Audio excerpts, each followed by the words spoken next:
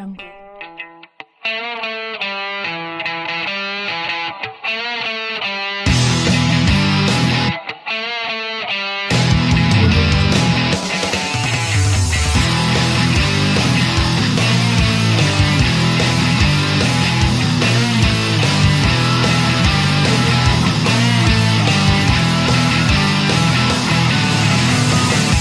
Hello, you are listening to Trump Republic Radio. It is December 6th, 2017. I'm your host, Enzo Quesada, and as always, I'm joined by my co-host, Bobby Hester.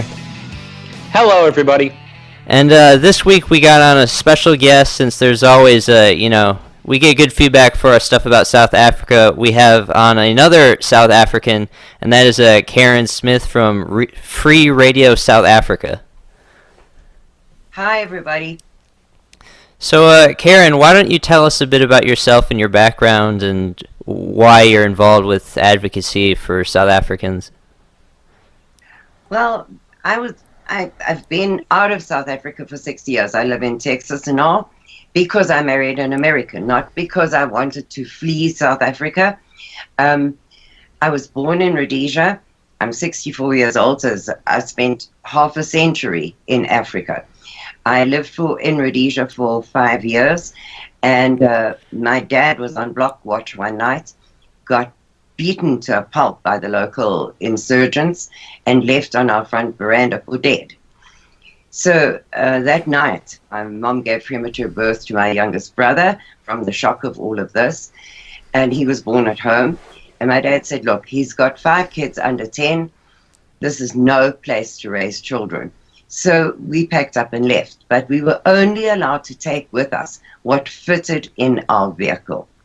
So you can imagine 2 adults, 5 children, 1 a newborn, and you can take out of the country what fits in your vehicle.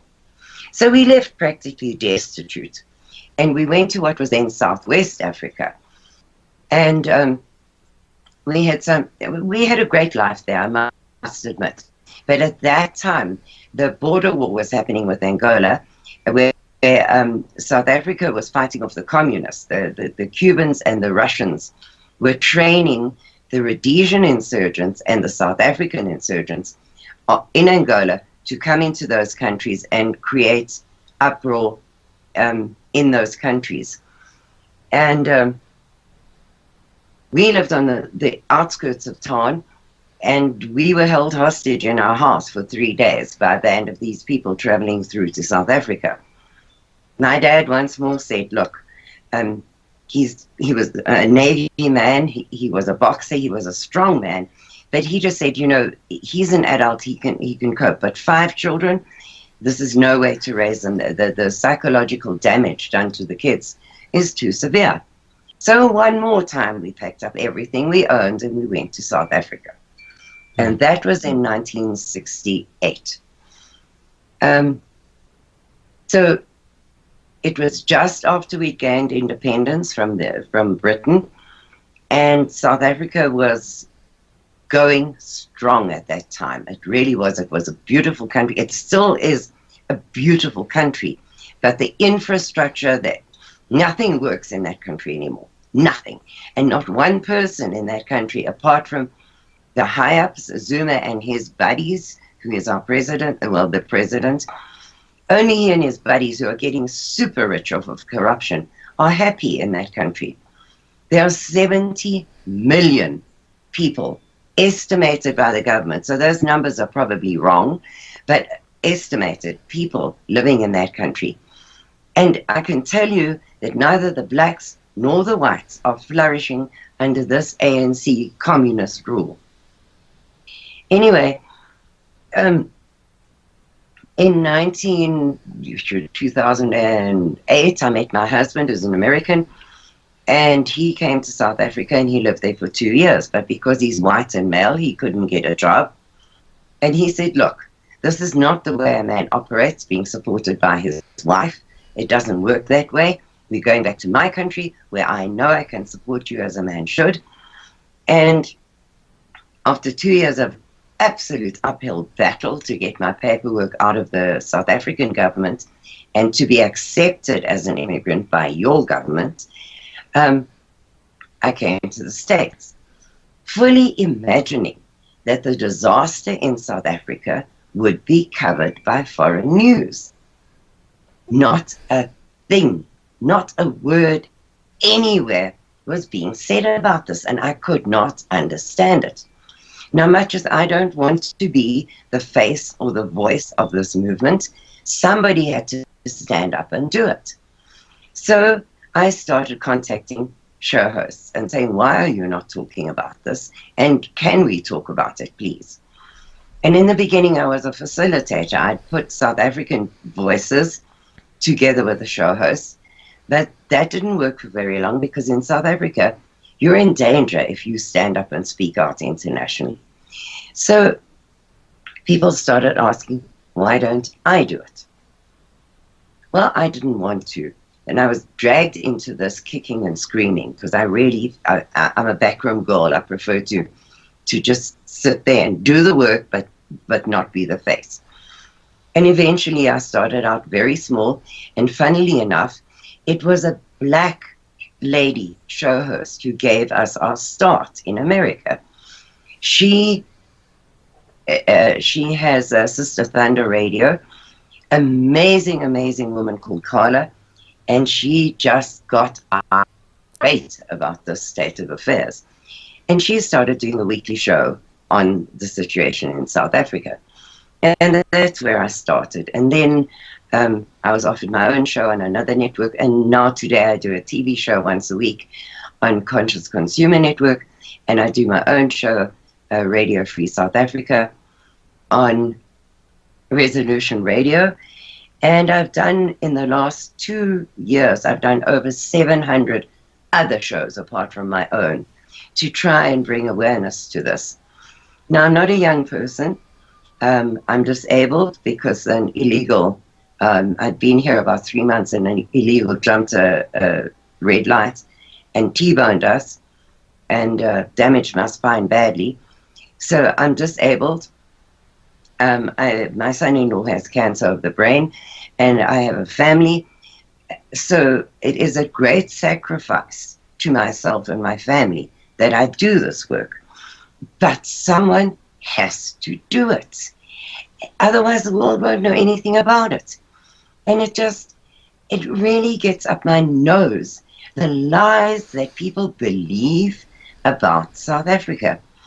Now, in a way, I can understand that because Americans to me are very insular. If a thing doesn't happen in America, it's not happening. Mm-hmm. If you look at your news shows, it's America, America, America. The outside world does not exist. Unless it's a major, huge thing, like the death of St. Nelson Mandela. But we'll get to that eventually. Yeah.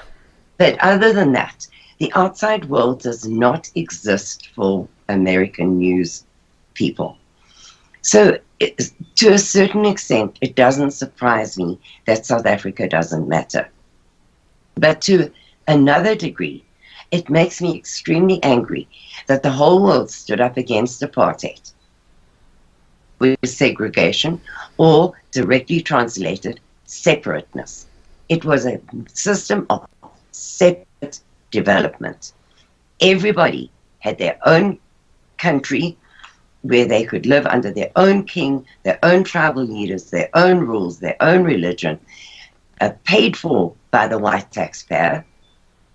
And it was a kind of a self-defense for the minority white people there to defend their own rights, to have their own place under their own rules and not be inundated by black people. So the world was fed a bunch of lies about South Africans. To this day, we are racists and neo-Nazis if you're a white South African. You must be, because you oppressed these poor black people and killed, we don't know how many million, but millions of them, which I will give you numbers on later.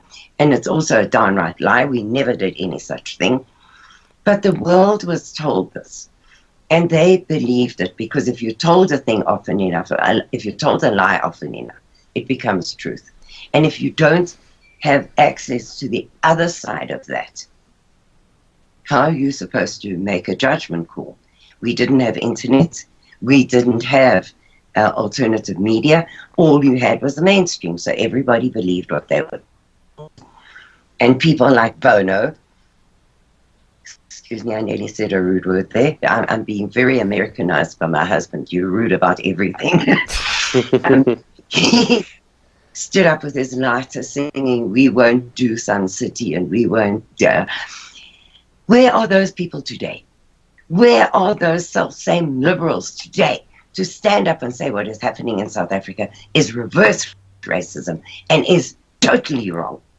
And why is a minority being so victimized by the majority that they have to make 117 race-based laws, and probably more than that, race-based laws to protect the majority from the minority? Yeah.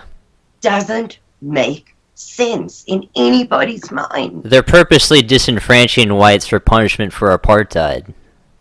Yes, but they equally, the blacks in South Africa have been misinformed and led astray by the ANC government, starting with Mandela, because there are 11 or more black tribes in South Africa. There are 11 official languages. There are chieftains and sangomas, which are witch doctors, all accepted by the government from each tribe of people. So those people have been united instead of fighting each other, which would not be good for the government. They have been united in a common hatred of the white man by the government, so that they don't fight each other, so that they continue to vote for the communist government. And it has become a bloodbath for the white people in South Africa because of that. So I'll try and calm down and stop ranting so much and go back to history, because there are some points in our history that you need to understand in order to understand the travesty of South Africa today. Yeah. So we'll go right back to 1652. I won't go back to the Portuguese settlers, because they didn't settle South Africa, although they went there. In 1652, the Dutch East India Company sent a man called Jan van Riebeeck to South Africa to form a refreshment base for the ships traveling around the Cape Horn to the east to trade for spices and silks and things. Because in those days it was an incredibly long trip, and the sailors were dying of scurvy because there was nowhere along the African coast where they could stop for replenishment. Now, he was firmly told that he was not there to colonize. Not under any circumstances was he there, because they didn't know what they were going to find when they got there. He was not to colonize. He was there to establish a way station only. So he brought a handful of Dutch people with him, who were mainly indentured servants, and they set up this way station for the ships. When they got to the Cape, the only people that they found living there were not black people at all. Now, most people have seen the movie Zulu or Shaka Zulu, and you think of these, of a black person as this tall, noble, savage, big, strong people. The people that they found, they were nothing like that.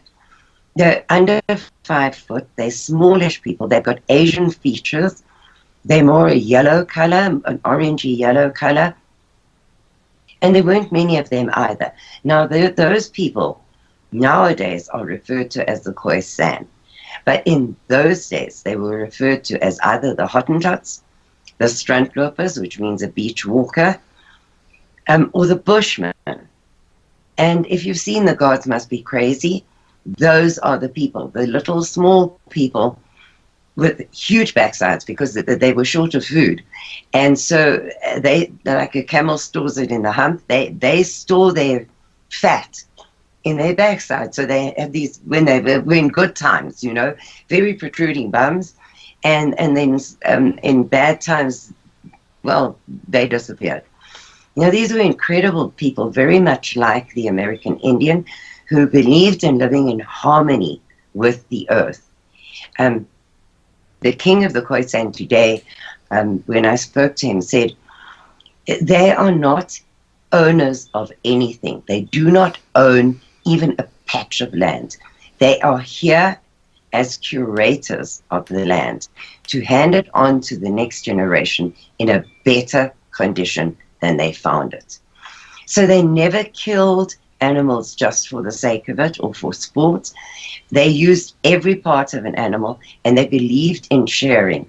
So if they moved in family groups, the nomadic family groups, if their little family group had killed something and they had excess, they would search for another group that didn't have and share with them.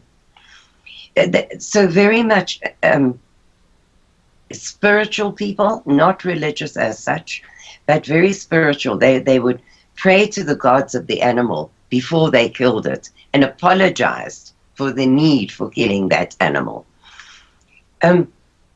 They were nomadic.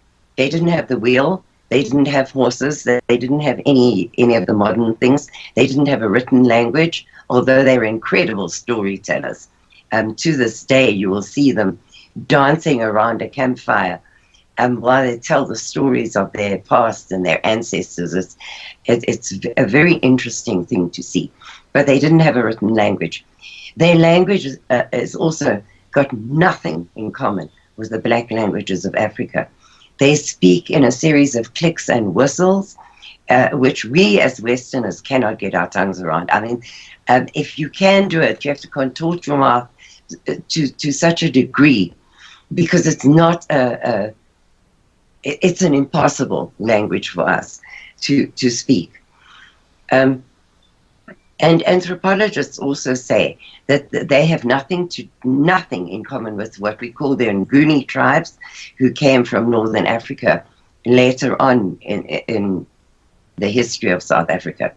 So these people and the Dutch settlers had a very uneasy peace. They traded with the Khoi for cattle, and the Khoi, having no concept of ownership, would willingly take the beads and copper and things, and in that same night take the cattle back from you. Because after all, nobody owns anything. So I sold it to you, but so what? They're still mine. And there were a lot of run-ins. There were 100 years of clashes with the Khoi because of this misunderstanding between the two races about ownership. And the Khoi, by the whites, were treated very badly, and by the blacks were treated very badly, and by the British were treated very badly. Their whole history is one of being dispossessed people. So the reason that I've made such a meal of this Khoi story is because they are the original peoples of South Africa. And there were no blacks for us to steal land from when we arrived in South Africa. They were the Khoi, who deliberately, and will tell you to this day, they didn't own the land because nobody owns the land. So, many adventures later, the French Huguenots arrived from Europe, where they were being the Spanish Inquisition was going on, their religion was not accepted, and they fled for their very lives. And they arrived in the Cape, and they brought a certain elegance to life in the Cape, because these were rough and tough men. Very little women were brought by the Dutch East India Company. So the men were interbreeding with the Khoi, which formed a group of people today called the Coloureds in South Africa. They call themselves that. It's not an insult. They are the Cape Coloureds, and they're very proud of it. A language was developed, which is now today called Afrikaans. It was a mixture of Dutch and a whole mishmash of languages in order to be able to communicate with the Khoisan. So the French Huguenots arrived, bringing with them a touch of elegance, and also the grapevines, which they smuggled in from Europe and started planting the first vineyards in South Africa, which today still produce the finest wine in the world. We win prizes every year for great wines, and that's how far back that goes. Now, the indentured servants from the Dutch East India Company eventually bought their way out of servantship, and they were given plots of land where they could then start their own farm. But the problem with that is that whatever produce they produced had to be sold only to the Dutch East India Company at prices set by the Dutch East India Company. There was no free market trading whatsoever. And a Boer, which is directly translates as a farmer, a Boer is a very stubborn animal. They are incredibly resilient people, hardworking people, but hard-headed. My goodness, nothing through history has changed. 400 years later, they are still the same breed of people. And independent. Incredibly independent. They do not want to tell anybody what to do, but by the same yardstick, they do not want to be told what to do. So they are very Calvinistic people. They believe that they are one of the lost tribes of Israel. And God features in every moment of their lives. So this decadence that was brought with the French Huguenots and the British, because the Cape changed hands a number of times. During the Napoleonic Wars, it was given over to the British, then given back to the Dutch, then given back to the British again. So it changed hands a number of times. And these stubborn Boers did not like the decadence of ladies stepping out of carriages and showing their ankles. I mean, for heaven's sake, you don't do stuff like that. And dancing, no, man. This kind of thing was just not acceptable to their rigid religious way of life. Plus taxation without representation, plus a number of other things. So eventually, 125 years after they landed at the Cape, these Boers decided they've had enough of this way of life, and they are going to get in their wagons and trek into the interior and find a place that is not tainted by this liberal lifestyle, which they did in family groups. So the same as they did here in the US. In fact, practically the same kind of wagons they had, only ours were pulled always by oxen. They were called ox wagons. Yours were sometimes pulled by horses, but ours were all oxen. They formed groups and set off into the great unknown. Now you must understand, no white had ever set foot in this country. So it was totally unknown, uncharted territory, and off they went. And South Africa has got incredibly harsh weather conditions, very harsh, very dry. And these people set off with all their worldly goods packed into their wagon, and off they went. Now, after many trials and hardships and up and downs and things, they, with some of their Khoi servants, met up at the Fish River with the first blacks either group had ever set eyes on. And they were all shocked. The blacks were equally shocked, because here were these white wizards with the wheel and horses and writing and rifles. And they were stunned at the sight of these people. Now, the black story at this stage is that from North Africa, they were sweeping south in search of new grazing lands for their cattle. And on the way, it is estimated that it is called the Mafakani or the Defakani. On the way, it is estimated that they wiped out 2 million black people, because these marauding blacks coming south, any tribe in their way, they would take the women, enslave the kids, steal the cattle, burn the land, kill the men. And they did not have a name. They were not a homogeneous group, a tribe at that stage. They were just a mass of blacks coming south. So they had committed the biggest genocide of people in history at that stage. They killed 2 million of their own people on their way south. So now these two lots meet up at the Fish River.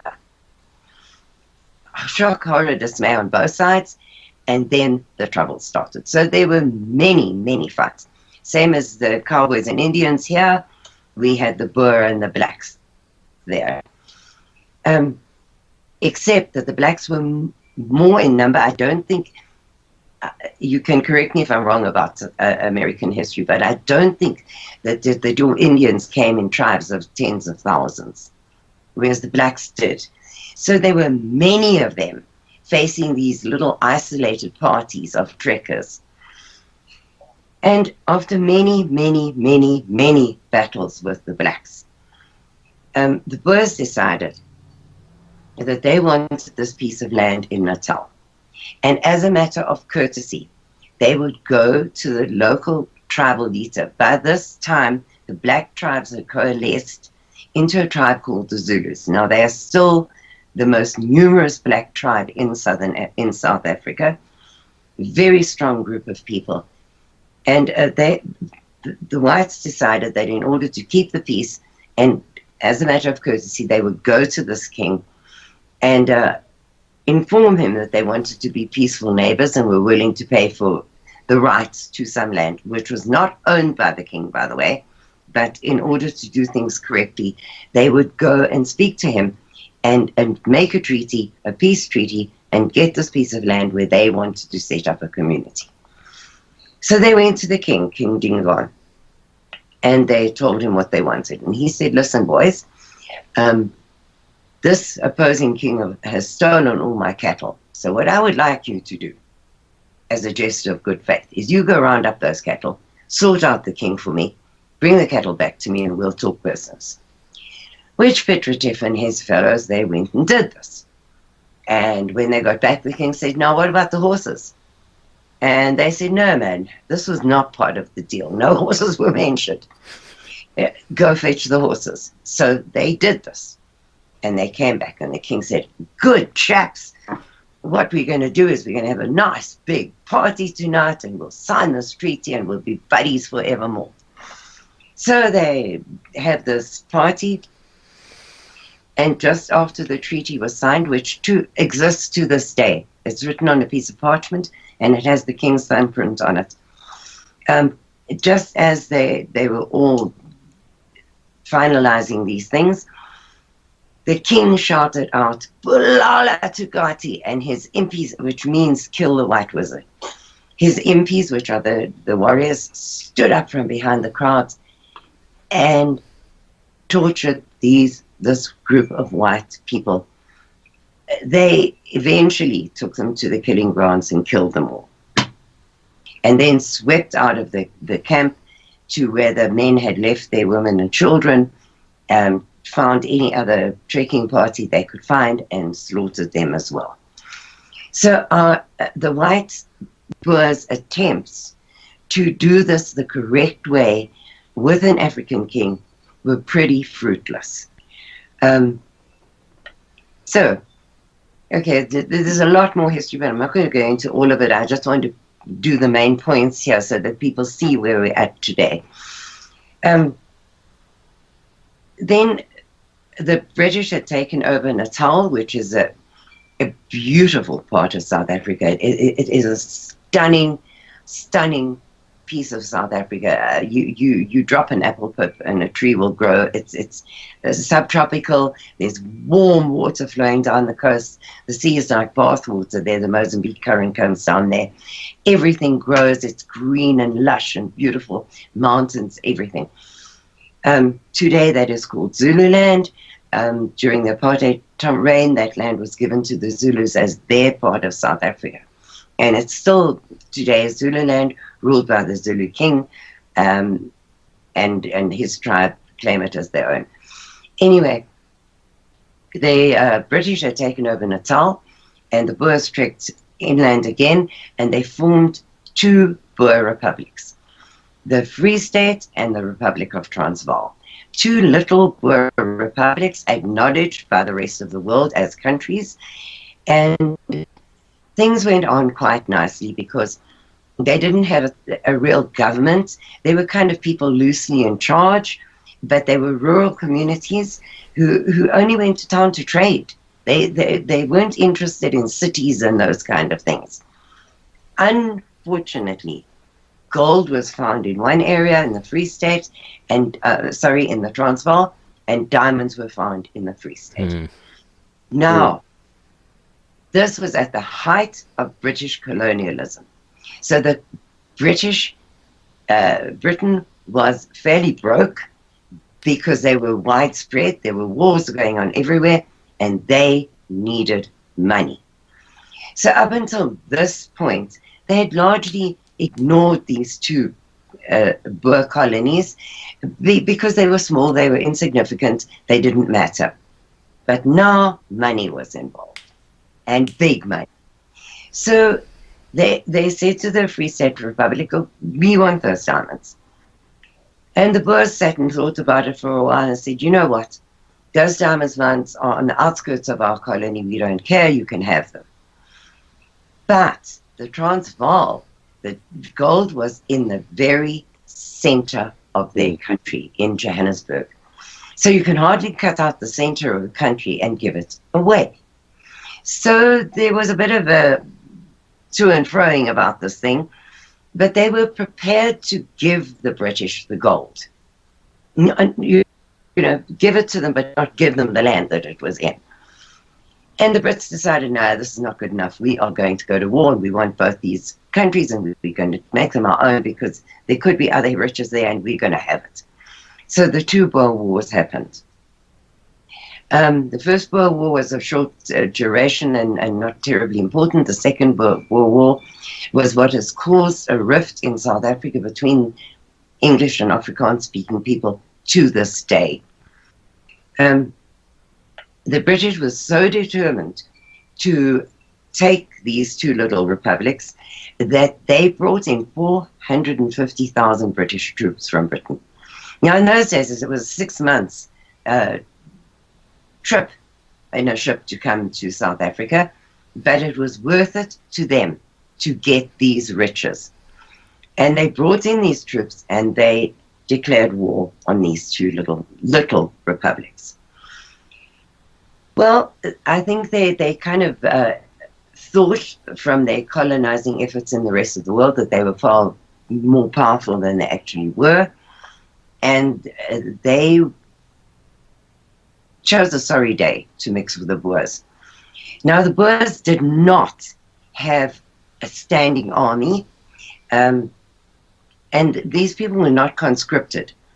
They were told, if you're a patriot, son, you will get on your horse, bring 7 days' supplies, bring your rifle, and come serve your people. But you can go home to harvest the crops.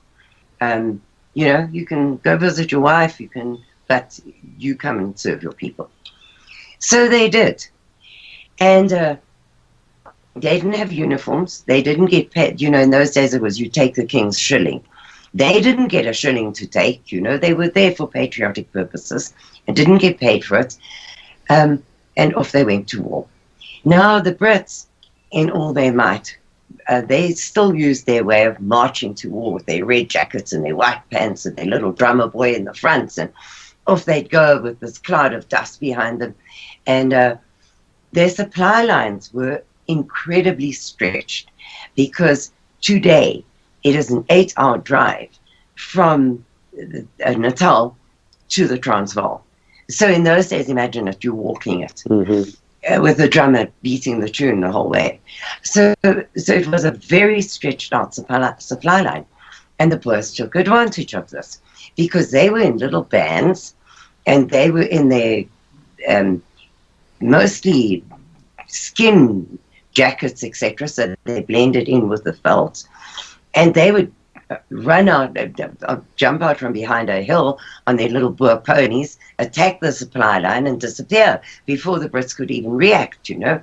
So these were the first guerrilla tactics that the world knew about, and these people excelled in it. And they just kept it up, and they could have kept going forever using those tactics. But the Brits came to the realization that where they had to bring their supplies in carts, the Boers didn't have that drawback. Every single farmhouse was a supply route for them.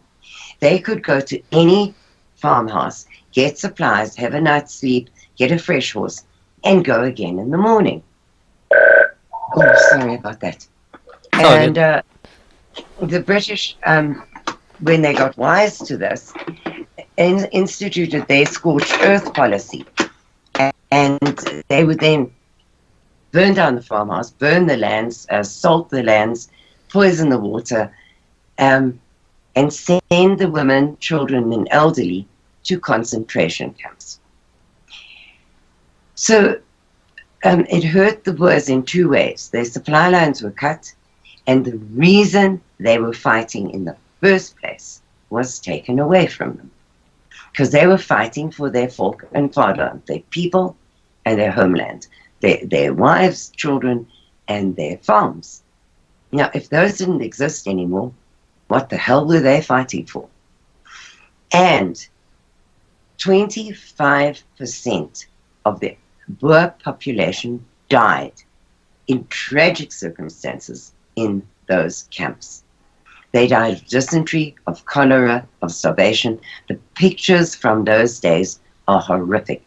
In my lifetime, we had the Biafran crisis where they starved, and you saw these terrible pictures of skeletal people walking around. Well, that was the Boer concentration camps. And the Boers were not beaten militarily in that fight. They were beaten because their people were being starved to death, literally. So they gave up. And we became a British colony. So, the British, in the 1900s, the British then instituted apartheid. It was their laws that created apartheid. They instituted the No Cross-Barrier Mixed Marriages Act. They created the no land to be sold to black people. They created the original homelands. They brought in the apartheid laws. In 1913, there was the Glenn Gray Act, which was no land to be sold to blacks whatsoever. They cannot own land. So it was the British who instituted apartheid in the early 1900s in South Africa. Now, in 1948, for the first time ever, the Boers won a political victory, and they became the political ruling party of South Africa, the Nationalist Party. They still were a colony of Britain, so they operated under British law, but the country was run for the first time by Boers. So you have to understand that British law still prevailed, that they did not make these laws up. They did not do the apartheid thing. It was the British, and we only got freedom from the British in 1962, by which time apartheid was in full swing. And what the Brits in their wisdom did was they formed the Union of South Africa. So they took all these disparate black homelands, plus the two little white colonies, plus the Cape, and they pushed them all into borders designed by themselves and said, now you guys will all live happily ever after, because this is what we want. Now, whites were never a majority in South Africa. As far as I can make out, there's never been more than 6 million whites in South Africa at all. So they've never been a majority there. And given the size of the country, which is 1.5 times the size of Texas, they did not have enough people to perform the manual labor that needed doing. And blacks were pouring in from all over Africa because they wanted a piece of this economic success. During the apartheid years, which lasted from 1948 until about 1988, so about 40 years, the black population of South Africa grew by 920%. Now you tell me, as a human being, if apartheid was so wicked, if we were slaughtering them by their millions, how did they come to have such huge numbers during that period? But they tell us all about the black genocide, so that must have been what happened. Yeah, I know it must have happened. So let me tell you another little figure that I'll throw in here. During those apartheid years, there were 700 murders per year in South Africa. 700, mainly black on black. To this day, you will struggle to find a white on black murder in South Africa. To this day, when that number has increased to, by government figures, 52 murders a day, by Interpol figures, 100 murders a day in that country. Imagine that in Texas. Can you just imagine 100 murders a day happening in Texas? One rape every 17 minutes. People would be talking about it, across the country. This would be the biggest thing. Exactly, but the world is just saying it's not happening. It's not happening. The Rainbow Nation's wonderful because Saint Mandela did this. Anyway, so these are facts because the Truth and Reconciliation Commission, headed by Archbishop Desmond Tutu, a most left-leaning man, could never exist more than that. He headed this, and these numbers came from them. And this commission was designed to punish white perpetrators of atrocities during the apartheid years. And their numbers tell you that there were 700 murders a year committed by blacks, mainly on blacks. So, that number of murders happens in a week now in South Africa. In 1 week. And mostly black on black still. So it's a lie.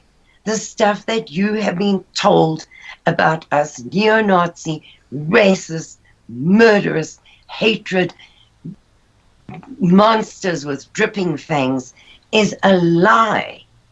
And you can look it up anywhere you like. Do your research. You will see that every word I've told you can be backed up by 100 other sources because it's lies. What you have been fed and told about us is not true. Yes, there were bad things happen during apartheid. But in any group of people, you are going to have those bad apples who commit bad acts. And if you give a person enough power, most people use it incorrectly, or will at some stage overstep the bounds. And even a decent person, pushed hard enough and with enough power, will use it incorrectly.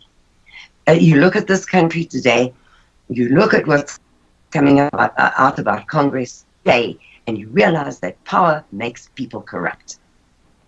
And people in those days were no different. They were just people. So yes, terrible things were done during the apartheid era, and I don't try and hide that because what I'm interested in is telling people the truth about South Africa.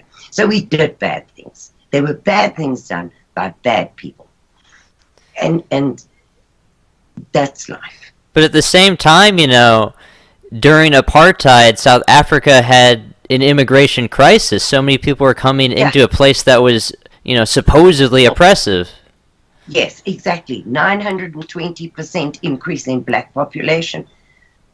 Were they coming there because they thought they were going to be murdered? Just look at your immigration here now. This is a good thing. If you look at just the threat of being sent back and being arrested for being here illegally, which hasn't happened in the last 8 years, the numbers have dropped horrifically. They're down to the lowest numbers in 40 years trying to cross your borders now. because they are being told you can't do that. Okay? So if we had been murdering blacks by the thousands, would they have wanted to come? No. No, Of course no. not. You're not going to go somewhere where they're going to murder you and your kids. So, you know, people just have to look at this logically. So, okay, yes, President Verwoerd tried to bring in a thing called a grand apartheid. And we did establish homelands for every single separate tribe. We did do that. But it was A, for their own benefits, and B, for self-defense of the small white race that was living there. Because after all, we were the taxpayers paying for all of this. We also needed some defense system for us. So they got their own homelands. The Zulus got Zululand, the Vendors got Venderland, the Swanas got Botswana, the Swazis got Swaziland, etc., etc. Everybody had their own piece of land, ruled by their own king, with their own witch doctors and their own language and their own everything. And they were allowed to come into the white areas to work. And they had to carry a passport, which was an ID document, at all times. If you did not have it on you, you would be arrested. And we had white by night. If you were a black person in a white area by night, and the police saw you, and you could not explain to their satisfaction what the hell you were doing there, you went to jail. But in defense of that process, whites also carried an ID book. And God help you if you didn't have it on you. You had an ID book, and in it was your birth certificate, your marriage certificate, your gun license, your driver's license. Everything about you was in that. And if you changed address, you had to send in the change of address slip and get it changed in your book.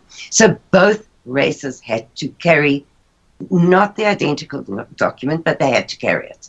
So it's not like we were oppressing them or forcing something on them that we didn't have to do ourselves. You know, when you were 16, you got your ID book. It was a way of life, simple as that. Anyway, there were uprisings now because they didn't like this, what they called the Dom Pass, which translates as a stupid pass. And the same as in the 60s, we had Burn the Bra, they had these Burn the Dom Pass things. And it was very silly of them because without one, you'd be arrested. Mm-hmm. But anyway, they did this. And the other uprisings were about the fact that they didn't like being taught in Afrikaans. They wanted to be taught in their own languages. Now, they had no written language. So there were no books in their language. They don't have words for scientific or mathematic or those kind of concepts. They don't have words for them. So the probability of being able to teach them in their own language was far from realistic. And those two things were the main causes of the uprisings in South Africa in the 70s, which caused the world to turn on us and put sanctions against us and generally try and make our lives miserable. Now, at the same time that we had those civil unrest inside of South Africa, we had the war against the communists, which we call the Rooigevaart, the Red Danger, on the Angolan border. So every single boy in South Africa, when he left high school, was conscripted and had to go and do a 2 or 3 year stint in the army. And when he came back, he was then had to go to the army for 2 or 3 months a year, every year, until he was no longer needed. So all three of my brothers, my father, my cousins, everybody went to fight the communists on the border. Now, our boys were blown up. You've seen the results of Iraq, Afghanistan. Our boys came back in that self-same situation with their legs missing, etc., etc. And they fought a very long, hard war on our borders, while the remaining people were fighting civil unrest inside our borders. Now this is where we come to Nelson Mandela. Nelson Mandela, this heroic saint who deserves statues and things all over the world and whose worship as his shrine, was nothing more than a disgusting, traitorous terrorist. And the world has been misled about this man as well. If we were so oppressing blacks in South Africa, how did he get a lawyer's degree in a South African university, built especially for blacks, paid for by white taxpayer money? How did Mahatma Gandhi become a lawyer in South Africa under the same circumstances? Because we didn't educate them? Because we oppressed them? Because we murdered them? No. No. To this day, a poor, a white South African, if you have a servant, they become part of your family. The Boer nation are very paternalistic. The man has the final word in everything because that's God's word says that. And the women say yes, sir, to the husband. No, not that it happens all the time. We know who rules most houses. But in theory, that is how it is. And everybody defers to the head of the family, who is the husband appointed by God as the head of his family. Right. So as the head of the family, he has a duty to everybody. So his staff members become family members. Because in South Africa, if you have a maid, for instance, the maid lives on the premises in her maid's room. So she has a room with a kitchen and a bathroom. You provide her uniform. She eats the same food as the family. She washes, everything gets done in the family washing machine. She uses cleaning equipment of the family. The family normally helps send her kids to school, help with medical expenses, etc., etc. All cost of clothing goes to them. It is a family member who is taken care of the same as any member of your family. On the farms, the farmers who've had the farms for centuries, the same workers have worked on that farm through the centuries. So if your father worked for this farmer, you do as well. They're part of the family. They live on the farm. They have their own place where they live. They get their electricity, water, salary, food, uniforms, trips to town, to the doctor, generally a farm school for the children. Those things are provided as a matter of course by a South African farmer for his staff, because that is how the Afrikaner nation are. It just is that way. So these poor oppressed people, okay. Nelson Mandela, he decided that this oppressive apartheid system had to end. His people were being treated abominably, and something had to be done about it. And he formed the armed wing of the ANC, which is called Umkhonto Sizwe, which means the spear of the nation. He formed the armed wing of that. Our present president, President Zuma, was in intelligence gathering in MK, and they were the people who were being trained by the Cubans and the Russians on our borders. They were the people that we were fighting on our borders while fighting Mandela and his cronies inside our borders. A lot of them were sent to university in Russia, where they were trained. I can't, it slipped my mind the name of that. It's an African name, university in Russia where they were sent. They were trained and then brought back to do civil warfare inside our country. So we were struggling with all of this, and then sanctions were instituted against us at the same time. Now in South Africa we have everything, absolutely everything except oil. We have found small reserves recently off the coast, but at that time we did not have oil. You cannot conduct a long distance war and an internal war without petrol. And at the same time, Rhodesia was going through its civil war, and they had sanctions against them. So we were supplying them with everything because they're landlocked. And it was very hard to break sanctions against Rhodesia. So we were supplying them, helping them, and supplying our boys to their army and etc. And it became very difficult for us. Although we had invented Sasol, which is a huge company that makes petrol out of coal.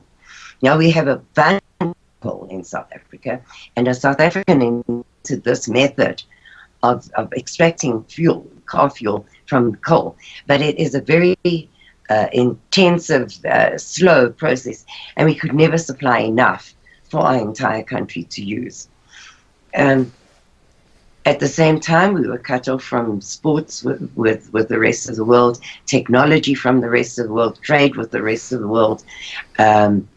Your musicians wouldn't have anything to do with us. So we were very isolated. It amazes me today to speak to Americans and they say, do you remember that music from that year? And I'm like, no transfer over. Yeah. It wasn't allowed. We didn't have it because it wasn't allowed. Plus, our government being so godly, many things were banned for the whites. We had huge banned reading lists. We had huge banned music. We had, because it was ungodly and not for the people of South Africa. So apart from the sanctions, which stopped us having access to these things, we got TV in 1972. That was the first TVs in South Africa, because it was ungodly, and it would introduce who knows what to the people of South Africa, and our government wasn't having any part of it. So we were, in a lot of ways, protected from the things that were going on in the world at that time, the hippie movement of free sex and drugs and rock and roll. We obviously did not have that to any great extent. We were protected from the beginnings of rap music and all those kind of things because we couldn't have them. So we lived a very isolated but very clean. We weren't exposed to the rot that was setting in the outside world. Yeah. And we were forced to our own devices to make things that the world wouldn't let us have. So we did the petrol from coal.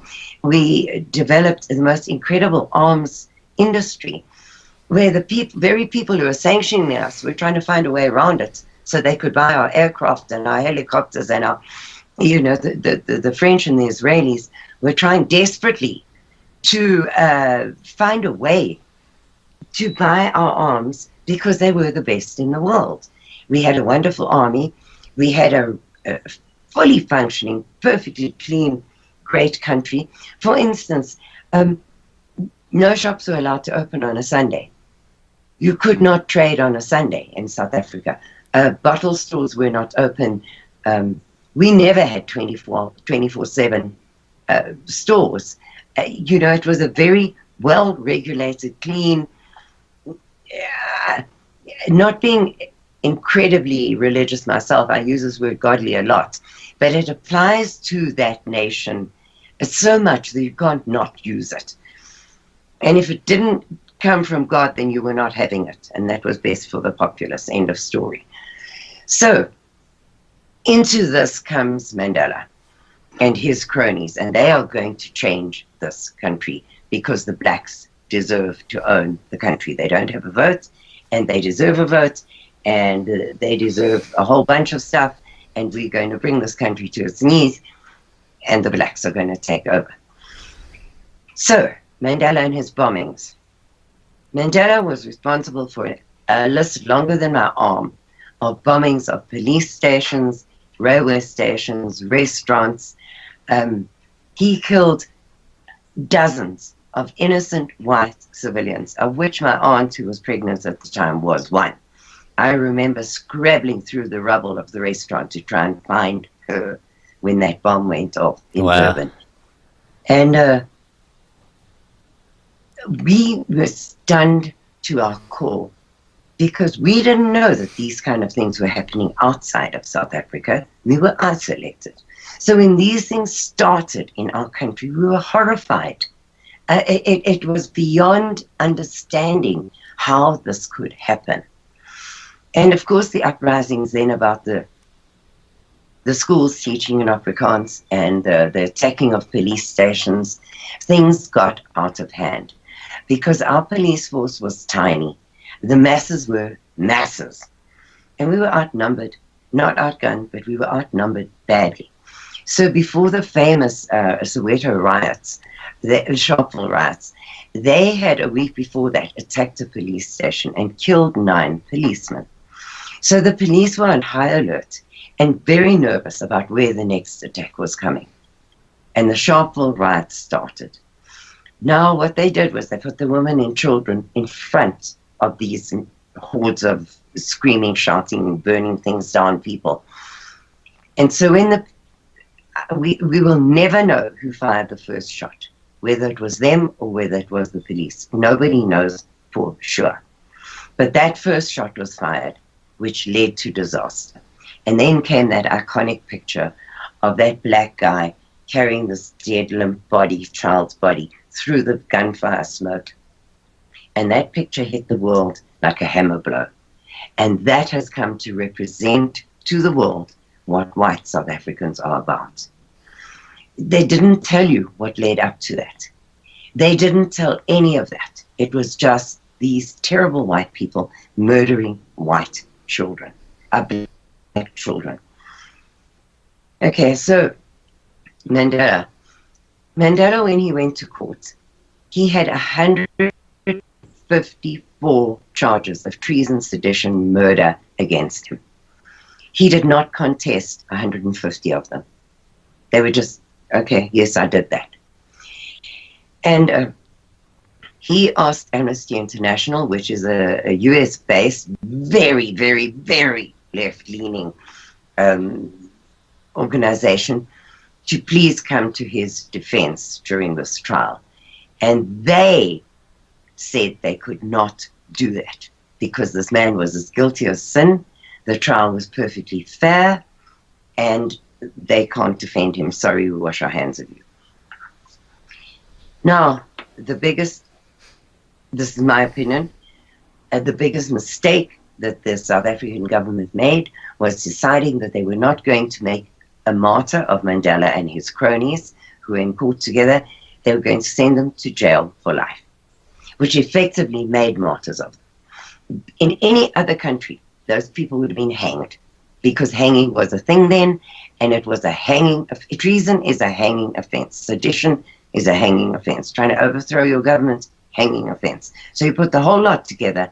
That man in any other country with his buddies would have hung by the neck until dead. But because of the scrutiny of the outside world and the situation we were in at the time, they decided they weren't going to do that. So they put him in jail. You have aired the whole world has seen pictures of this terrible little jail cell on Robben Island where this kind, sweet man was imprisoned for 27 years. Also not true. Yes, he was imprisoned there for 17 years. Yes, he did have hard labor. But yes, he also wrote a book called How to Be a Good Communist while he was in there. And he also orchestrated bombings on the general public while he was in there. And he communicated with his wife, Winnie Mandela, who invented necklacing, which we'll get to in a minute. Yeah. So for 17 years, yes, he was there. And then the president of South Africa went to him and said, listen, Mr. Mandela, we will give you unconditional freedom. All you have to do is renounce violence. And he said, I will not. So they said, okay, right, then in jail you stay. But we are going to move you to the mainland, to Pollsmoor Prison, which is not such high security prison, and you make your life a little easier. Well, from that prison cell, he then got a cottage on the grounds of the prison. A 4-bedroom house with a swimming pool, a pool room, a valet, a chef, a personal secretary. He had visitors from all over the world, which he entertained there. His prison cell. I can tell you most people in the world today would love to have that life in or out of prison. Yeah, sounds pretty good. In or out of prison. Thank you very much. I'll take it. So this poor, dear man who refused to renounce violence wrote how to be a good communist and was married to Winnie Mandela. Now, Winnie Mandela, during his time in prison, carried on his good works outside of prison. She was arrested a number of times, but she mainly maintained her freedom. Now, she had this group called her football club, the Mandela Football Club, which had nothing to do with football whatsoever. They were a group of young, disaffected black people who carried out her retaliation campaign against anyone that she didn't like. But unfortunately for one of them, his name was Stompie. I can't pronounce his surname. I've never been able to. It was Masasela or anyway, Stompie.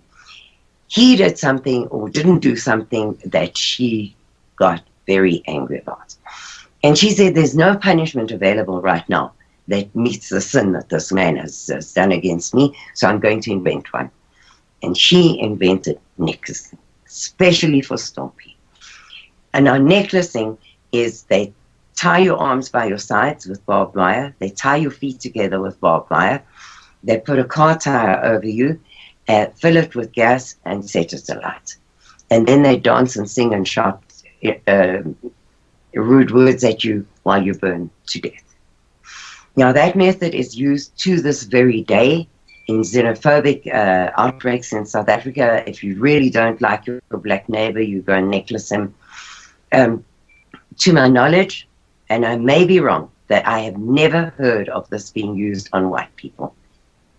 We can talk about what is used on white people, but as far as I know, this method has never been used on a white person. But Winnie Mandela infamously said, with our necklaces and our matches, we will win back this country.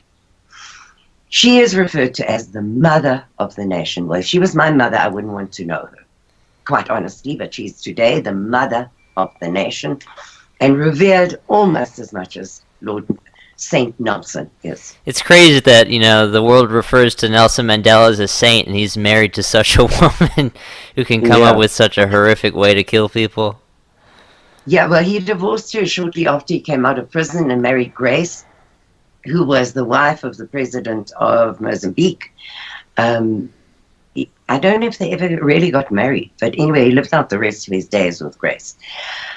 But to the day he died, he never renounced violence.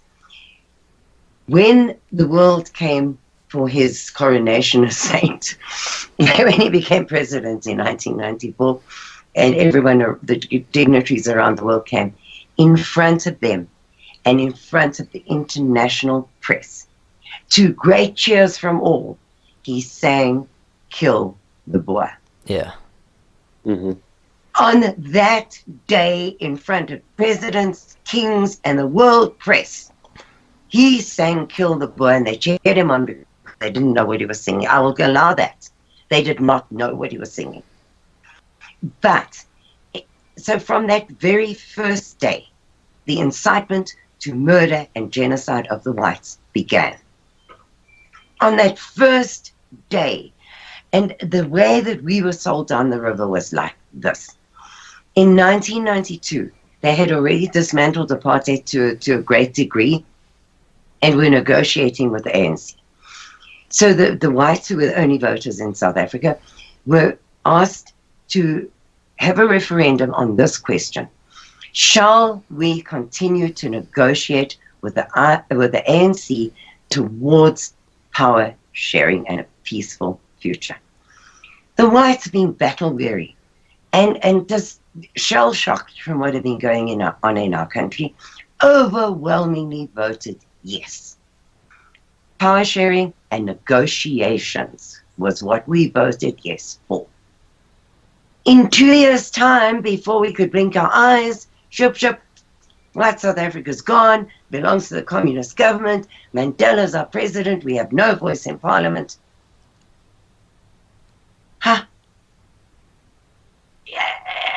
We were sold down the bloody river by our politicians, by the US and by the UK. We were sold down the river.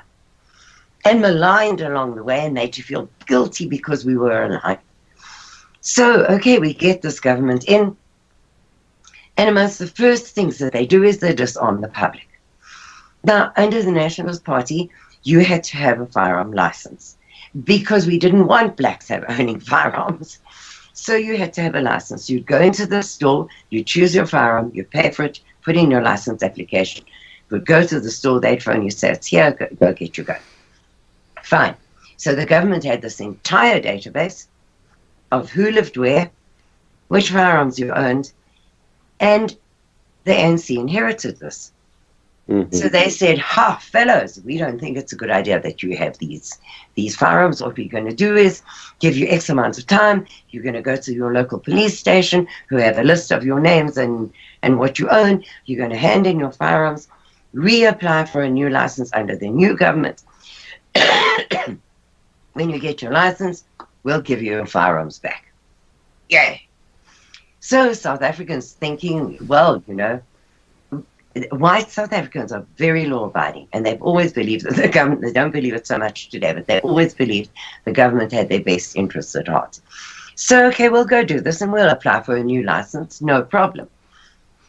Most people are still waiting for that license.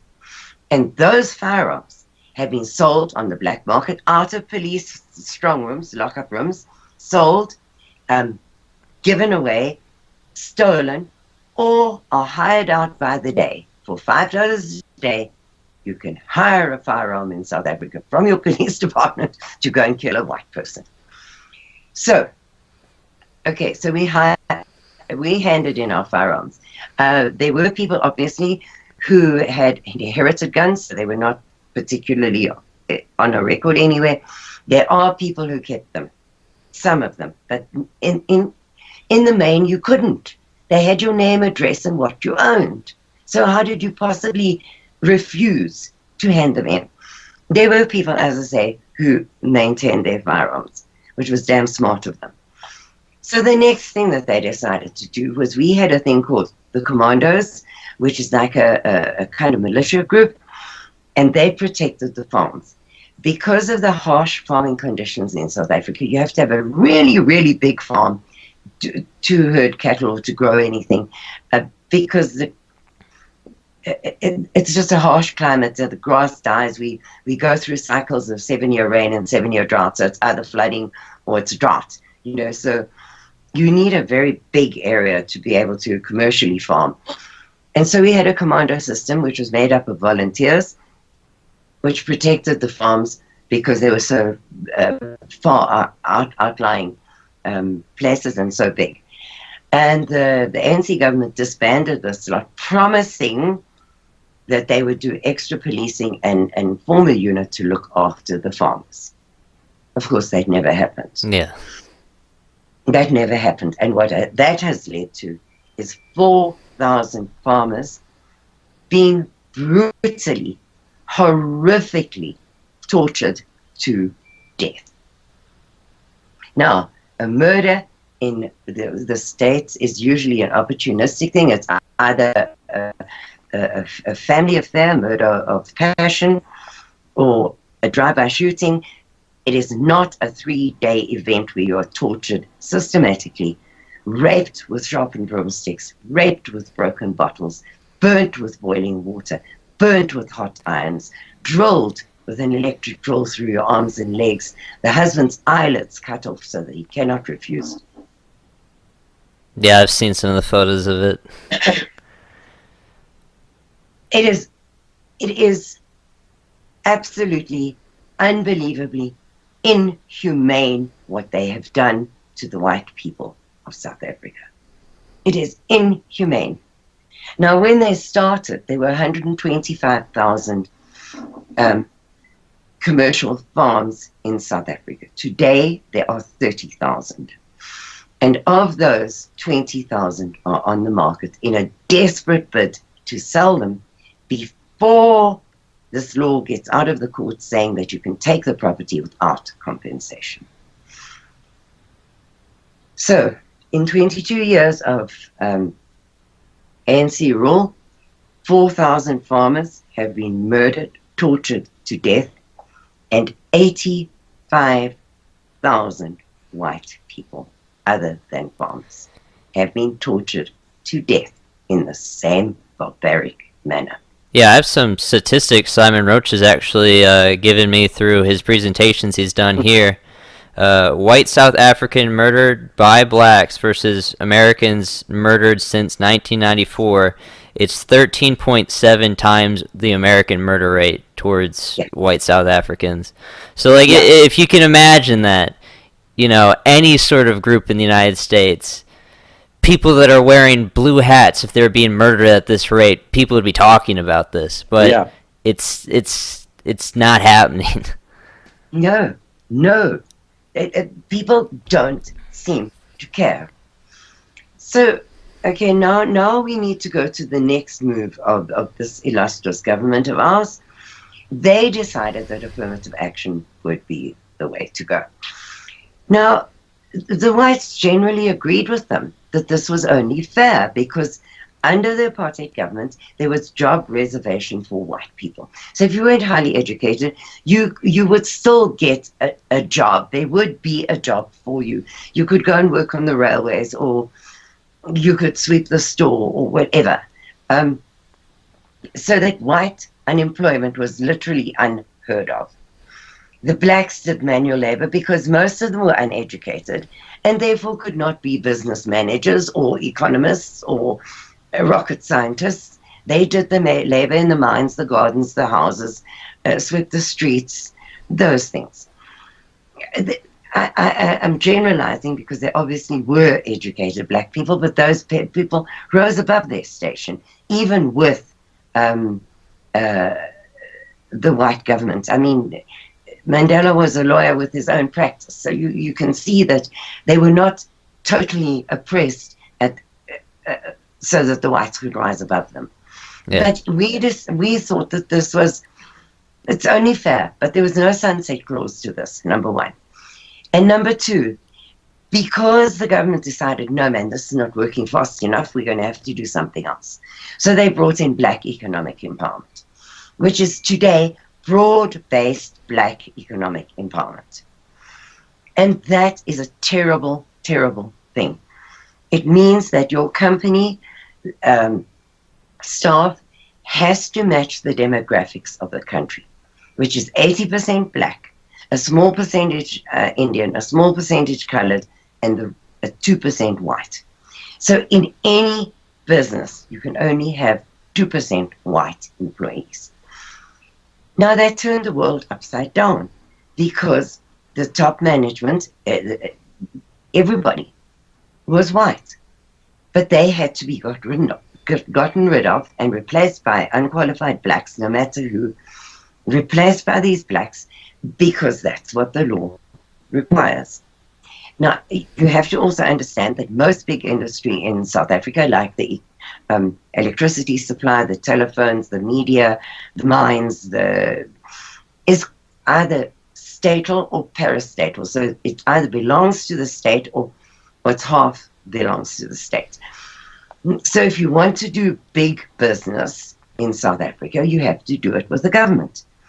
And if you are not BBBEE compliant, then you cannot do business with the government. And you get a monthly scorecard that scores you on a number of points. And if you don't pass, no government business for you. But it's not just you. It's your suppliers as well. So if I print books and you supply the ink, you have to be compliant as well. And if you supply the paper, you too must be compliant. And if I can't prove that, I can't print school books. And I can't have a government contract printing anything. So this became a terrible thing, and people in their masses lost their jobs. And white people. And that's well and good. So you lose your job. And your kids are at a good school, you have a decent home, you have 2 cars on whatever you call it here, HP hire purchase in South Africa, and you have some money in the bank. Maybe you have a holiday home. So you sell your holiday home, your cars are repossessed, your house is repossessed, your kids can't go to school. What do you do and where do you go? So families started vacating their servants' quarters and putting Granny and Grandpa in the servants' quarters so that they had a home to go to. But the government said, no backyard dwelling for whites, forget. Can't do that. So now you can't even have your own family living with you to keep them off the streets. So the white people, they started popping up on street corners with a piece of cardboard with no job, family to feed, no money, please help. And on every corner you would find these people. It has gotten so bad that we estimate, because once more figures out of South Africa are impossible to come by, the government doesn't allow it, we estimate that a third of the white population of South Africa is living in those conditions. No hope of ever getting another job. Their kids cannot go to school because, not like here, where you get on the school bus and you go to school free. You have to transport yourself to school. You have to wear a uniform. You have to pay for your books, and you have to pay school fees. So if you don't have a roof over your head and you don't know how you're going to feed your kids, how do you do that? You don't. So we have an entire generation growing up uneducated. An entire white generation. By government policy. By government policy. So I'm going to tell you about a squatter camp, because this is government policy, and this is what this government thinks is good for whites. The whites started getting together, congregating in informal settlements where they at least had a certain false security in numbers, and helping each other out. And there was a certain abandoned caravan park in South Africa called Coronation Park, where a group of white people, 300 of them, had gotten together, planted vegetable gardens, started some cottage industries to make money. And they had been living there for a very long time. They were fairly settled. It wasn't ideal circumstances, but at least it was better than being on the streets. And the government decided one day they need this piece of land. This particular piece of land. For what, nobody knows, but they need it. So they sent the Red Ants in, which is a government-sponsored group of thugs who dispossess you, evict you. They're the government's eviction arm. They sent them into Coronation Park to evict these people. Now, Sunette Bridges is a South African singer and an incredible activist for white South Africans. And she took this thing to court. And the court case lasted 7 years, but the government won. Unfortunately, they had shot themselves in the foot in the meantime. Because in South Africa, if a squatter moves into your house, say you're on vacation, and some black family move into your house while you're gone, if they've been there more than 24 hours, you cannot evict them. You have to go to court to evict these people from your own home, and in the meantime, you can't live there. It's insane. And the court case can cost you tens of thousands and last for years. In the meantime, they trash your house by moving in all their relatives and friends and things, and you've got nowhere to live. So they had written a law saying that if you evict somebody from your premises, you have to find them a place to live, which in this case shot the government in the foot, because they were evicting these people from their homes and had to find them a place to live. So they did. They did, on top of a garbage heap that had recently been decommissioned, had not been changed in any way, so there was no ground cover, no compacting of it, no nothing. They went and put up corrugated iron houses on this garbage heap with no floors, no windows, 4 walls, a tin roof, and a door. No foundations, nothing.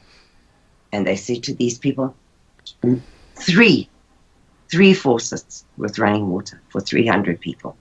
No toilets, no indoor plumbing.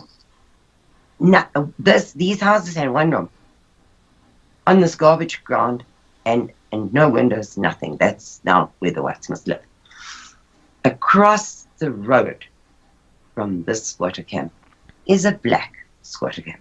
built by the government, RDP housing. These houses are built of brick.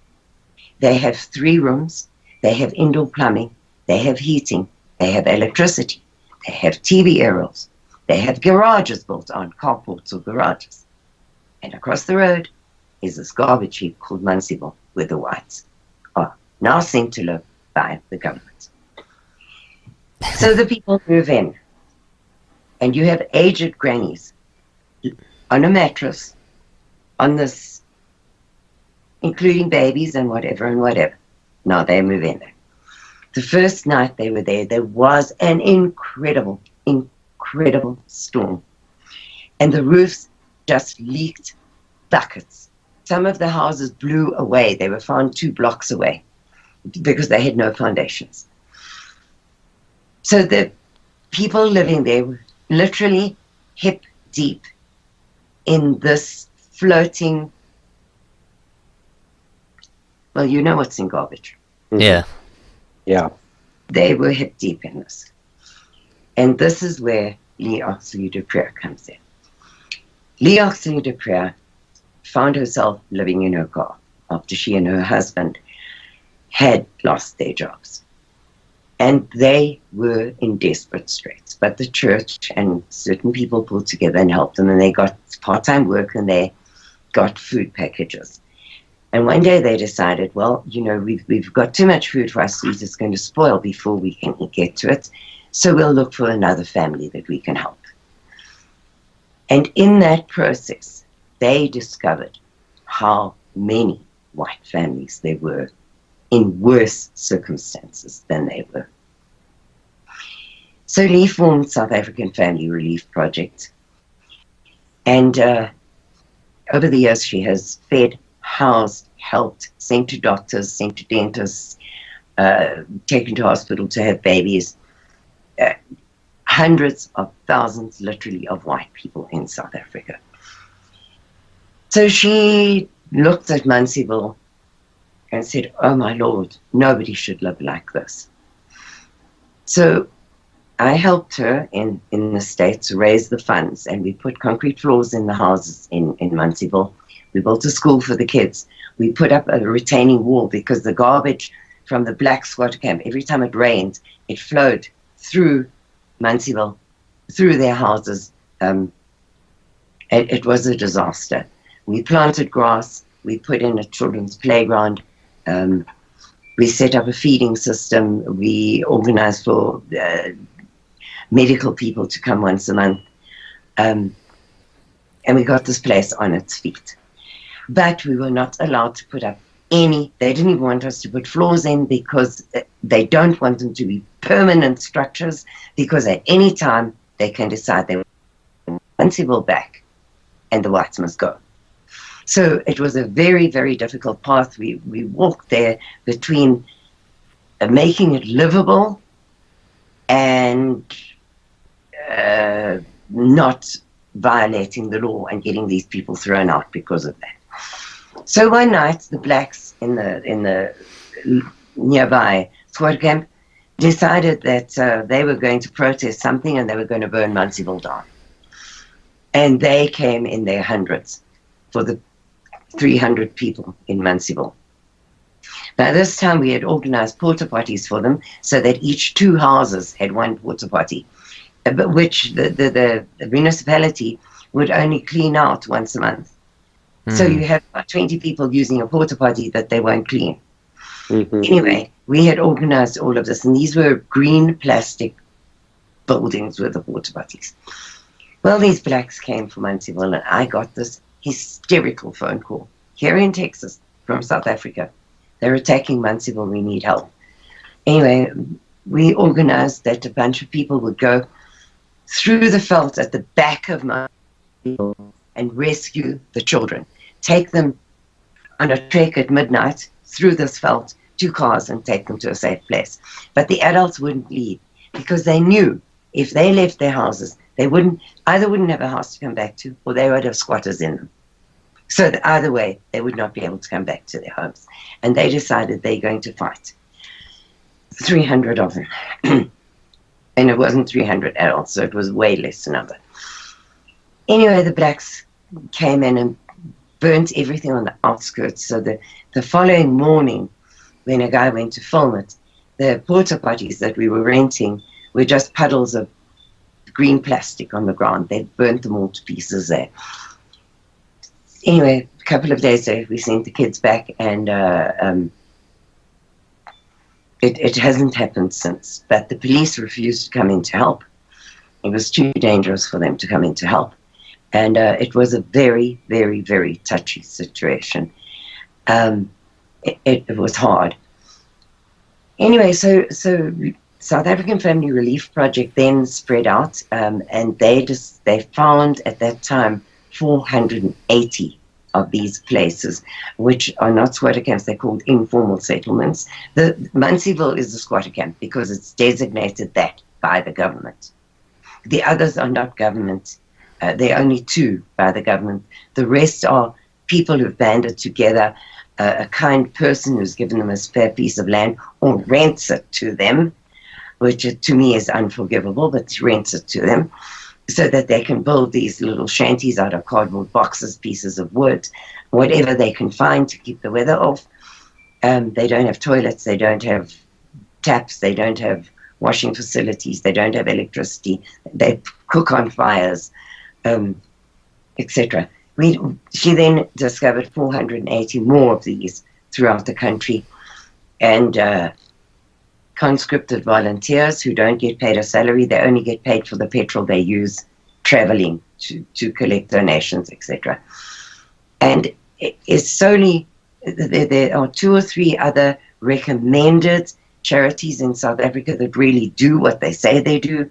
The money they collect goes where they say it goes. The others are charlatans who steal the photographs from the people who actually are doing it and use them for advertising purposes to raise money. And the money never gets seen by these people. Anyway, they have found more than 480, and every day they're finding new ones, because 58,000 by May this year had been laid off, not just white people. And government figures are saying 1 million by the end of this month will have been laid off this year in South Africa. So the numbers are growing by the day. The squatter camps are beyond full. There is no place to put another cardboard box in the squatter camps to put anybody. So these people are living in the veld under a piece of tarpaulin or whatever, and it's a death sentence to be a family alone in the veld in South Africa. But there is no room for another family anywhere that we can find in South Africa.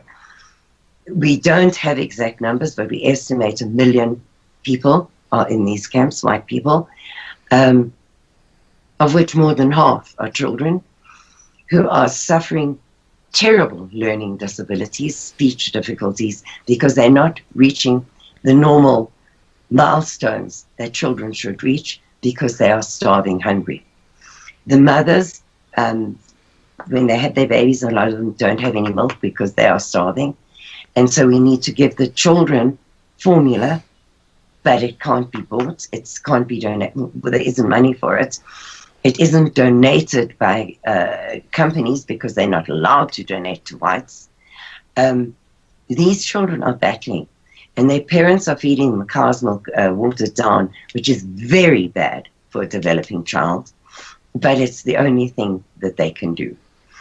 So there is an enormous, enormous need for help from the outside world to help with these people, because the whites in South Africa do not have money. Yeah. They donate clothes, they donate furniture, they donate blankets, but they do not have money. And the ones that do are liberal idiots who have got their heads in the sand because they're living a good life, and they say this is not happening in our country. So if you have money, you don't recognize it and won't help. Now, the worst thing of all for these people is they have had a PayPal account for donations for 5 years. This last couple of months, just before Christmas, when donations come in thick and fast and are required the most, the ANC government froze their bank account froze their PayPal account because they are not BBBEE compliant. They're whites, not 80% blacks. So they got the required paperwork that they needed for PayPal to reopen their account because they had much needed funds in that account. The letter came from PayPal saying that because you are a high-risk area, we'd like to part company with you, and we are going to hold your funds for 180 days, and then you can have it back. So, now, at this time of year, where more and more people are on the streets, where we have every single year provided a Christmas meal for these people, a Christmas party and a small gift for the kids with jumping castles and Father Christmas, we are stuck, unable to touch those funds. And we are going to have to look these people in the face and say, there's no Christmas for you this year. Sorry. Absolutely horrible. But we found a way around it. So let me just sweeten this sourness a little bit. I can't tell you how we are doing it, but it's working for the moment until they slam that door in our face as well. So if you are moved to give $1.50, $5, to help these children have one day of joy in their absolutely miserable, hopeless, futureless lives, you can go to my website and donate there. Just put on it for the children. And we have a way that I can get the funds to them for the moment. Yeah. For the moment. I'm not guaranteeing how long it'll be before they catch up with us, but for the moment. And we'll put your website's link in the description of this, just so the listener, they know where to go. Yeah, but I can't guarantee how long, but I have sent 3 sets of money through to South Africa, and please God, it just lasts a little while longer that we can do this. So that is the situation for the whites in South Africa. They're either being murdered or they're living on a garbage heap. There doesn't seem to be a very happy medium for any of these people right now, and it's getting worse by the day. However, there is another ray of light at the end of this horrible tunnel, and it is a really good ray of light, so we're coming right back on ourselves to where I started with the Khoi people. I want to tell you that the Khoi people in 1994 took a deep sigh of relief and thought, thank you, Jesus, we are getting a voice in government. We are part of the previously disadvantaged people of this country, and we are finally going to have a say in our lives, only to be sadly disappointed. The government of South Africa refuses to acknowledge the Khoi as a people. If you're alive and you're a people and you speak and you function as a person and you're not a person, I don't know what you are. I don't know if you're a flower or an animal or a what, but you're not a person according to the ANC government. They refuse. So the Khoi king, and just by the way, many people will tell you that the Khoi have never had a king in their entire history. No, they don't. The guy, Cornelius, his title is Hoab, which is loosely translated so that Westerners understand what it is king. He does not consider himself king, but to translate it in a way that Westerners understand, Hoab means king. He tried by every possible means to get the internationally accredited rights for his people. And the ANC stubbornly refused. Now, when he went to the United Nations on behalf of the Khoi people, they said, my God, we didn't know any of you existed. We didn't know there was a Khoi tribe on the planet anymore. Of course you are the original peoples of South Africa. Of course you deserve this country of your own. Of course you deserve all the rights of the original peoples of any country. Go home and take them. So they went back to South Africa, spoke to the ANC, and the ANC kept making promises and promises and promises, and eventually said, it is unsustainable for the ANC to give you the rights of the original peoples because we cannot have a country within our country, which is total garbage, because inside of South Africa are two landlocked African countries, Swaziland and Lesotho, ruled by their own kings, by their own laws. So for them to say it's unsustainable is just a damned excuse. Yeah. Yeah. Right. So the white people of South Africa are trying desperately to find some way, as they always have, to have a place of their own where they can live their godly lives by the way that they want to live. Some brave souls went to the king and said to him, listen, if we join forces, at that stage there were approximately 4 million whites. I can't give you a number today because so many have left and so many have been murdered. I think it's more likely around 3 million, 3.2 million whites in South Africa, but nobody knows. I said, well, at that stage, there are 4 million whites, 4 million Khoi, and we don't know how many colors. Why don't we join forces? And you secede from South Africa because you have the international law on your side. And we will back you. And we will then have a country free and clear from this communist government. So they've been working underground for 2 years. And they did a damn fine job of it because nobody knew anything about it. And on the 24th of September of this year, the king stood in front of the castle in Cape Town and claimed the land for the Khoi and these other nations. The Boer nation, which is all the Afrikaans-speaking white people of South Africa. What they are calling Eurokaners are the English, Portuguese, Italian, Dutch, whatever other speaking white people of South Africa, the colored nation, and the Khoi nation. The four nations signed a treaty that they are doing this together and it will be their country. They've drawn up a constitution which is unbelievably wonderful. And secession happened. Now, if our TV station had not organized for one of the guys on his cell phone to live stream to us here to Mel in Portugal to be broadcast in the States, the world would not have known about any of this. It was the only news event of the entire thing. Because the South African media is run by the government, they are hoping if they ignore it, it'll go away. And the rest of the world, well, South Africa doesn't exist, so we don't need to talk about it. However, they have spent this time crossing T's and dotting I's. They now have 5 countries willing to acknowledge the sovereign state of Good Hope as a country.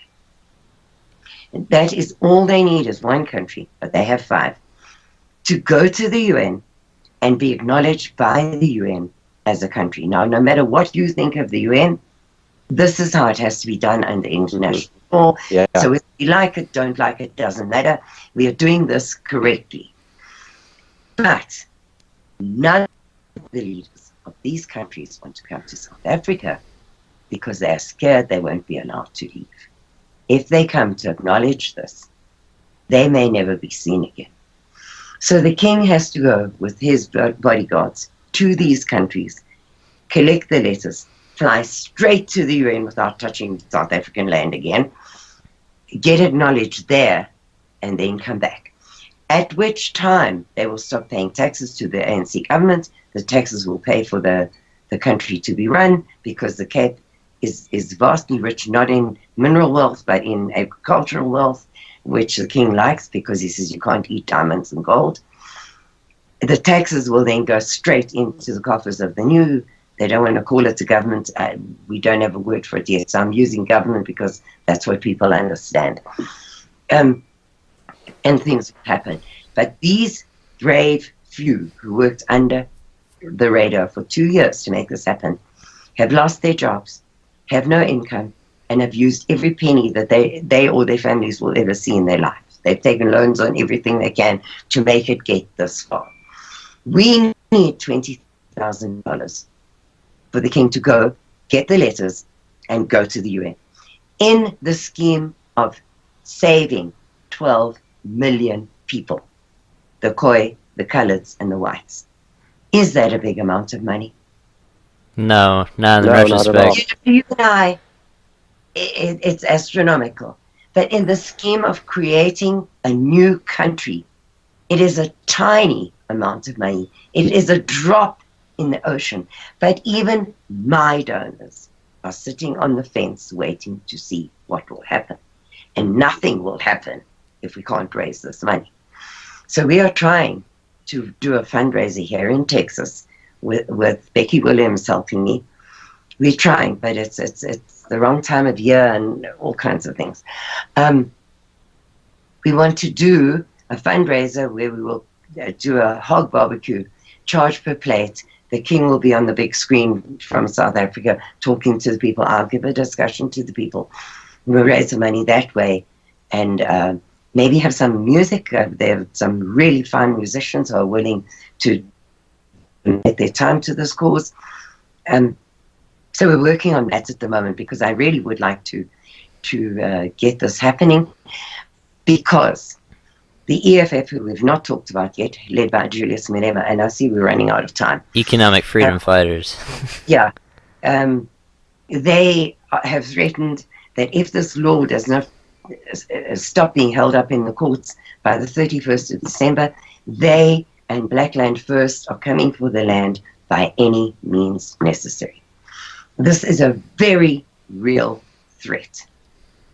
Very, very real. Given the example of Zimbabwe and what has happened there, and Julius Malema being a student of Robert Mugabe and Fidel Castro and his son, it is a very real threat.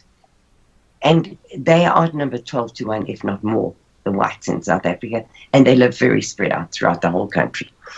And they're threatening Uhuru after the 31st of December, which is their plan to wipe out every white in South Africa within 48 hours, and which can be done. There'll be a mopping up operation afterwards, but it is perfectly possible to do that.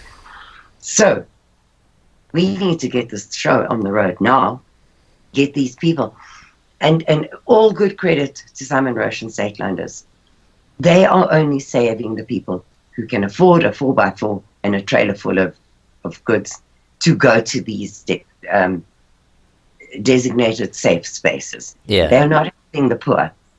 This plan, the sovereignty plan, has buses in place to go and bus in the people who can't get there. They are putting them up in tents. They will help restart them in business. They will. It's in place to help everybody, not just the rich. Look, Simon and I are good friends. We correspond. He sent me a wonderful email the other day. But their plan is not all-inclusive. It is only for the rich. And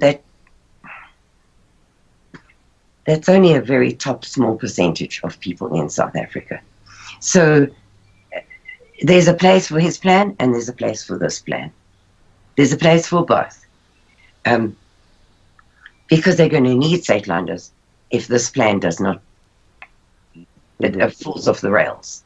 You know, we're going to need a Statelanders to save some of the people. But this can save all of the people and be a damn fine example for the rest of the world of what whites can do instead of being annihilated by the ravening hordes of blacks flowing into Europe, flowing into the UK, trying to come into the USA and kill us all because we're infidels.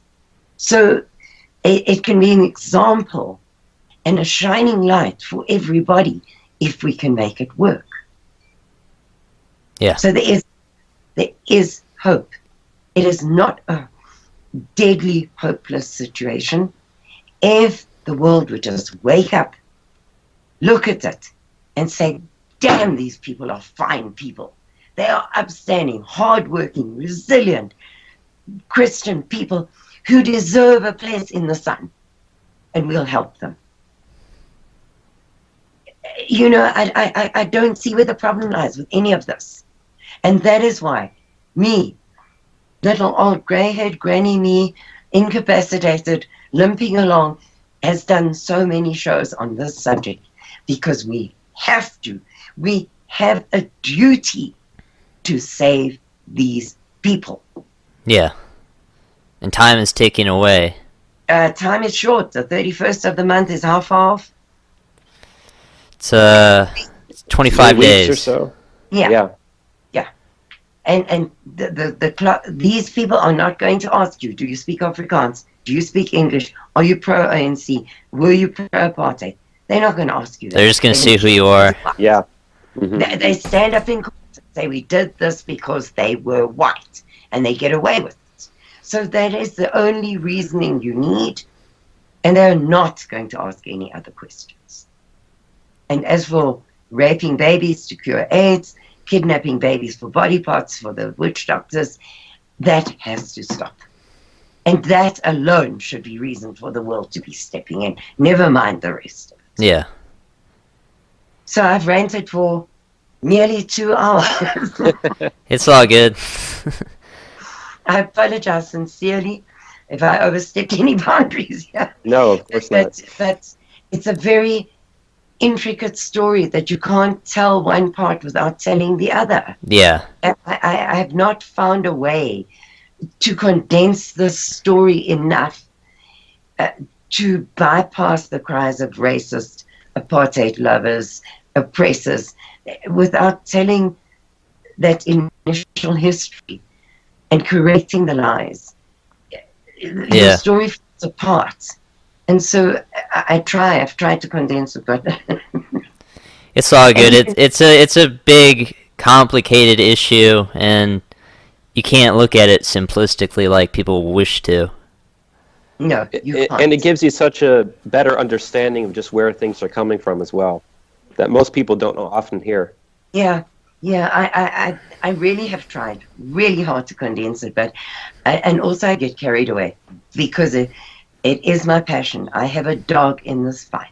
They murdered my father, shot my brother, raped my sister, hijacked my daughter, robbed me blind 3 times, even taking the toilet rolls out of the house, stole my brand new car, ripped it to shreds. We found it down the road. They didn't even want the damn thing. They just wanted to tear it up. And as a single mother, that's pretty hard. You know, you proudly bring home this thing that you saved for only 3 days later to... So I have a dog in this fight. I have an enormous family still in South Africa. And I love the people of South Africa. I said recently, you can take the girl out of South Africa, but you can't take South Africa out the girl. And that is so the truth, because once you have lived in that country, it is burnt into your very bones. And my heart will always belong there. I love the States. I love the fact that I'm a citizen now. I love the fact that I don't have 8-foot walls in front of my house. I love the fact that I don't have to be scared every second of every day, terrified that I'm going to be attacked any minute. And what was that noise? And oh my God, they're coming in through the roof. As I lived for more than 50 years in Africa, I am very, very grateful for this country taking me in. Not willingly, mind you, but they did. But my heart will always belong in that country. And if people like me do not stand up and speak out, what is going to happen? If the world doesn't know, they can't help. So someone has to tell them. Mm-hmm. And unfortunately, that's me. So that is my story, guys, and thank you for giving me the opportunity to tell it. And if I can ever be of any assistance getting South Africans on your show or helping you with spreading a word about anything, please let me know. I also have a radio show, so I can spread your word on mine if necessary. No, yeah, thank you so much, Karin. I really appreciate everything you said. You know, even as myself, someone that understands the situation more so than probably 99% of Americans, even now I learned a lot, so I really appreciate it. And people do hear the stuff that we've done on South Africa, and it does help people. And we'd be interested in having more South Africans on talking about the issues. It's something that matters a lot to us.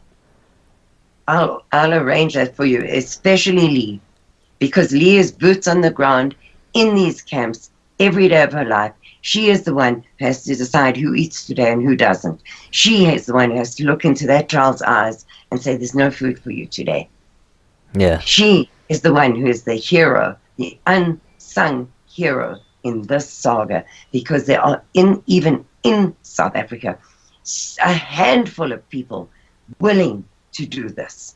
And you need to, I think it will strike home more from somebody who actually does and faces this every minute of every day.